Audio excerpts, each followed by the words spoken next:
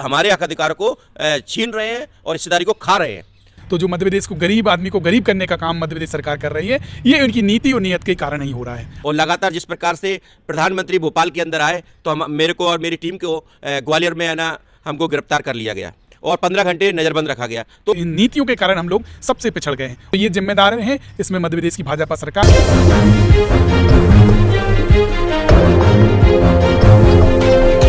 OBC समाज का जो तबका देखे, हम लगातार इस पर चर्चा करते हैं कि कहीं ना कहीं अभी भी वो खुल के सामने नहीं आ रहा, क्या कारण हो सकता है? मैं दो चीज़ें आपके इस चैनल के माध्यम से बताना चाहता हूं कि मध्य प्रदेश में जो लोकल इलेक्शन है लगभग 2 साल से रुके हुए थे, जिसमें डॉक्टर जय ठाकुर ने पिटीशन फाइल की मंथ ऑफ जून में।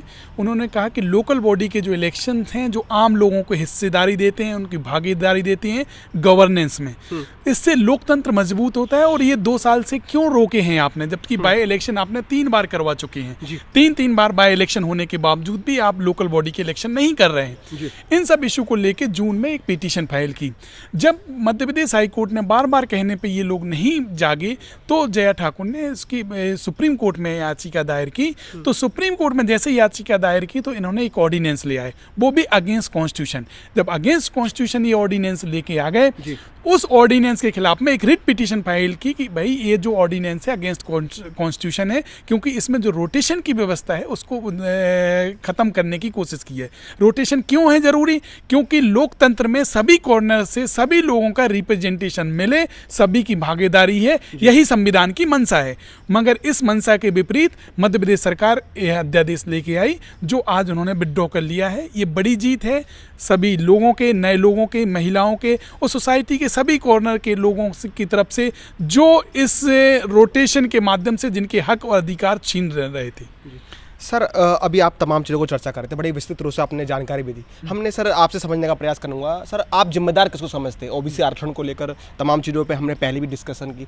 केंद्र सरकार को जिम्मेदार समझ रहे हैं इस चीज़ों को लेकर, राज्य सरकारों को? मध्य प्रदेश सरकार ने जिस तरीके से एक ऑर्डिनेंस ले आके जिस तरीके से भ्रम की स्थिति फैलाई, जिस तरीके से मामला कोर्ट में गया और मामला कोर्ट में उलझ गया, ये सब इसकी अगर मूल जड़ में जाएंगे तो इसमें मध्य प्रदेश सरकार का जो ऑर्डिनेंस लाना है और जिस तरीके से इलेक्शन नहीं करवाना है समयबद्ध तरीके से, ये उनके ही फेलियर था।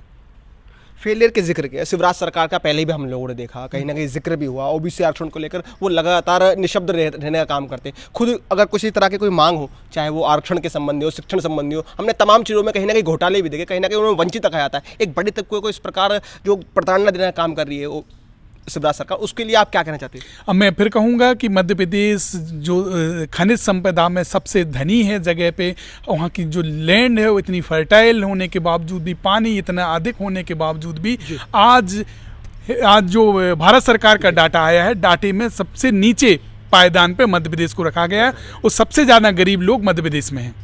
तो ये जिम्मेदार हैं इसमें मध्य प्रदेश की भाजपा सरकार जो 20 साल से है वहाँ पे। तो जो मध्य प्रदेश को गरीब आदमी को गरीब करने का काम मध्य प्रदेश सरकार कर रही है, ये उनकी नीति और नीयत के कारण ही हो रहा है। अदरवाइज भगवान ने, प्रकृति ने हमें भरपूर सारी चीज़ें दी हैं, हमें ऐसे संसाधन दिए हैं, प्राकृतिक संसाधन दिए हैं। अगर हम इनका सही उपयोग करते तो आज हम देश के नंबर 1 राज्य के वो होते, मगर इन नीतियों के कारण हम लोग सबसे पिछड़ गए हैं और हमारा प्रदेश सबसे, भारत सरकार के जब आंकड़ा आता है तो सबसे नीचे पायदान पे पाया जाता है। इस तरह से 2 तारीख की कॉल है, पूरे एमपी में इस प्रकार को पूरे भारतवर्ष में हम देख रहे हैं कि लोग अब जुटने का प्रयास कर रहे हैं, तमाम संगठन, छोटी बड़ी पार्टियां भी अब जुड़ने का काम कर रही है। और जो ओबीसी आरक्षण का जो मुद्दा है कहीं ना कहीं देशव्यापी मुद्दा बनते जा रहा है, मैं उनसे समझने का प्रयास करूँगा। सर, जिस प्रकार हालात बनते जा रहे हैं, चुनाव भी समय है, त्रिस्तरीय चुनाव होने वाले, इस प्रकार का बैकआउट होना सरकार का किस बात का अंदेशा है? देखिए, निश्चित ही अब ओबीसी के लोग जागने लगे हैं जी और अपनी बात को कहने लगे हैं। हमारे लोग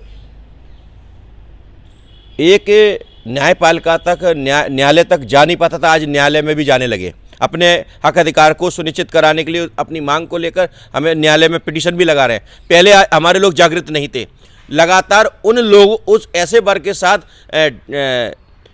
डिपेंड रहते थे जो हमारे हक अधिकार को छीन रहे हैं और हिस्सेदारी को खा रहे हैं।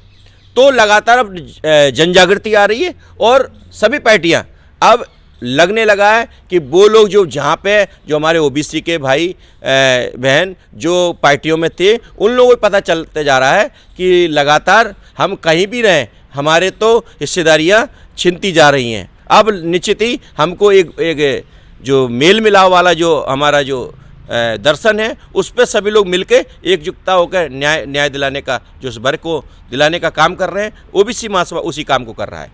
सर, जिस तरह की खबरें आ रही है, अभी मैं सोशल मीडिया पे देख रहा था, तमाम आपके जिलाधिकारियों को और इनको कहीं ना कहीं पुलिस बल लगाकर रोका जा रहा है, किस प्रकार देखते हैं? कहीं ना कहीं सरकार डर रही है या सहम रही है इन चीज़ों से? देखिए, लगातार जहाँ जहाँ आवाज़ उठती है वहाँ दबाने का काम सरकार के द्वारा किया जाता है जी। और लगातार जिस प्रकार से प्रधानमंत्री भोपाल के अंदर आए तो मेरे को और मेरी टीम को ग्वालियर में है ना हमको गिरफ्तार कर लिया गया और 15 घंटे नज़रबंद रखा गया। तो और अभी आपको इस चैनल के माध्यम से बताना चाहता हूं कि ग्वालियर में हमारे जिलाध्यक्ष राजेश कुशवाहा जी को आज मुख्यमंत्री का आगमन है ग्वालियर में, उनको है ना गिरफ्तार कर लिया गया। उनके साथ 50-60 लोगों को भी गिरफ्तार कर लिया है और निश्चित ही ये हिटलरशाही और तानाशाही सरकार है जो कि डरी हुई है, क्योंकि अब ऐसे ही रुकने वाला नहीं है, ये कारोबार रुकने वाला नहीं है। अपनी बात को बुलंदी से ओबीसी महासभा कर रहा है और मांग कर भी रहा है। तो अगर आपको पसंद आया हो तो इसे लाइक करें, कमेंट करें, शेयर करें और हाँ, हमारे चैनल को सब्सक्राइब करना ना भूलें ताकि देश विदेश से जुड़ी खबरें आप मिस ना करें, क्योंकि कोरोना काल में 2 गज दूरी, मास्क है जरूरी। नमस्कार।